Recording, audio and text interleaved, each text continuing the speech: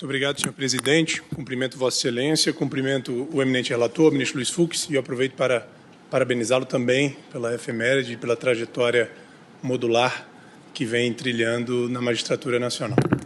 Cumprimento os demais integrantes desta colenda e Suprema Corte, eminente procurador-geral, professor Paulo Gonet.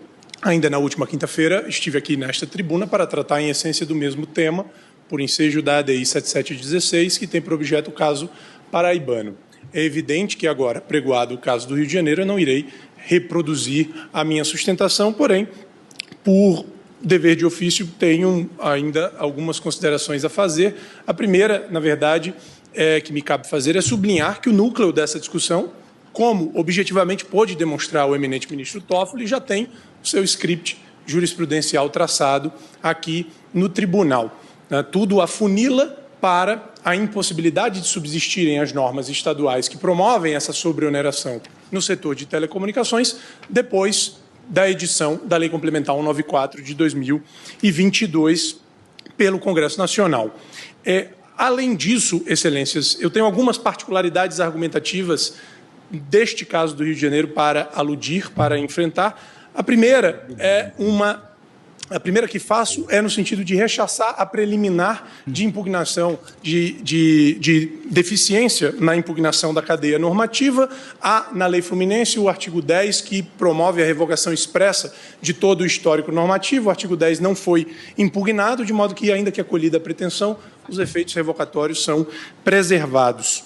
A segunda particularidade que tenho de enfrentar, excelências, é justamente essa, destacada pelo ministro Fux no relatório que fez, no sentido de que o Estado do Rio de Janeiro instituiu um adicional do adicional, uma outra margem de incidência do adicional previsto no ADCT, lembrando que o ADCT limita esse adicional para serviços supérfluos e até um montante de 2 pontos percentuais. O Estado do Rio de Janeiro vai além, e vai além até mesmo nessa lei de 2023. Esse é um ponto importante de ressaltar, senhor presidente, porque em 2023, como já sabemos, já havia a lei editada pelo Congresso Nacional. Então, aqui, em rigor, nem sequer se trata de suspensão de eficácia, mas uma espécie de impedimento de que essa lei do Estado do Rio de Janeiro possa surtir qualquer tipo de efeito na medida em que se contrapõe ao regime nacional da matéria. Esse adicional do adicional, evidentemente, que não tem nenhuma base normativa para existir. Na verdade, o que se observa da mensagem do Poder Executivo Estadual, que acompanha o projeto da lei impugnada, é que se trata de uma medida declaradamente arrecadatória, aberta e confessadamente arrecadatória e pensada como uma forma de se incrementarem as receitas do Estado do Rio de Janeiro no contexto da sua adesão ao novo regime de recuperação fiscal. Ocorre que, excelências, há outras tantas, múltiplas, incontáveis formas de se incrementarem receitas estaduais que não agridam de modo frontal o texto constitucional. Não há saneamento fiscal que se faça violando-se a Constituição desse modo direto, sacando-se da algibeira, como dizia o ministro Alexandre e o ministro Toffoli nas aulas de graduação, o professor José Rogério Cruz e Tucci, sacando-se da algibeira uma espécie tributária absolutamente desconhecida da Constituição. Portanto, há, além de tudo, esse ângulo chapadamente inconstitucional do adicional do adicional. Importante dizer, ministro Fux, no caso de telecomunicações, ele incide sobre qualquer manifestação do serviço. Não há, diferentemente até do que se faz para outros setores, nenhum tipo de recorte, nenhum tipo de gradação. Incide sobre qualquer modalidade de telecomunicações a evidenciar a sua antijuridicidade.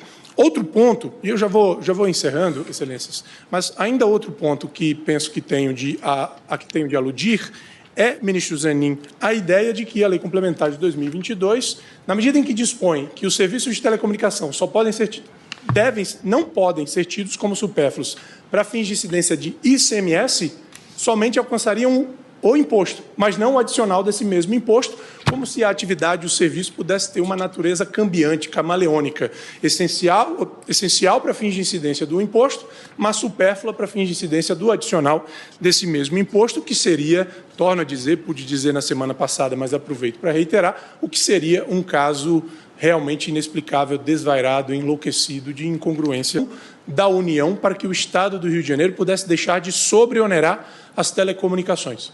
Uma compensação da União, ministro Dino, para que o Estado do Rio de Janeiro, a essa altura de toda essa trajetória, pudesse, enfim, atender o reclamo constitucional na matéria e dirigir suas baterias arrecadatórias para aquilo que efetivamente é supérfluo, que já deveria tê-lo feito há muito tempo. Não há esse dever de compensação na Constituição, evidentemente que não há. Mas, e menos ainda, aliás, quando se considera que o Supremo já sinalizava que a edição de uma futura e eventual lei complementar faria cessar a incidência desse adicional, de modo que nem sequer há de se falar em elemento surpresa aqui.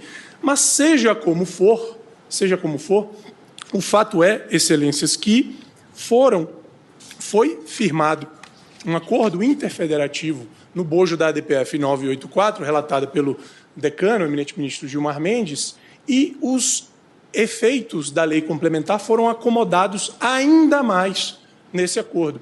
A lei já previa mecanismos compensatórios e eles foram robustecidos, tonificados nesse acordo firmado na ADPF 984.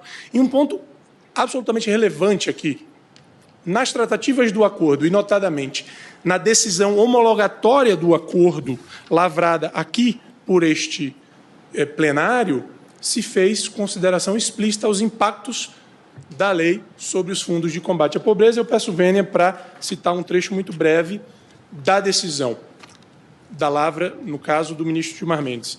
Além disso, a interpretação requerida nesta DPF pode causar graves efeitos arrecadatórios para os fundos de combate à pobreza, a serem amargados especialmente nas faixas economicamente mais vulneráveis da população brasileira.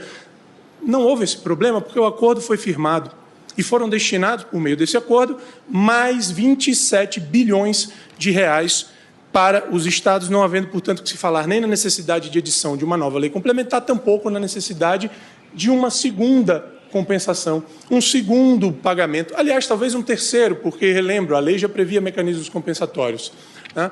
Trabalha-se aqui com a ideia, e eu peço vênia pela contundência, mas me parece necessária, de que o Estado do Rio de Janeiro poderia sequestrar o artigo 82 do ADPF e liberá-lo apenas mediante novo pagamento, quando, na verdade, excelências, o de que se necessita nesse tema é que o Supremo sequencie aquilo que já sinalizava na sua jurisprudência, que o Supremo concretize aquilo que já sinalizava na sua jurisprudência e, enfim, reconduza as práticas estaduais para os quadrantes da validade constitucional, tal como delineados no artigo 82 da DCT. São essas as razões pelas quais se requer a procedência da ação ou, por qualquer outra forma, o reconhecimento de que o adicional não pode prosseguir incidindo sobre telecomunicações. Agradeço. Muito obrigado, presidente.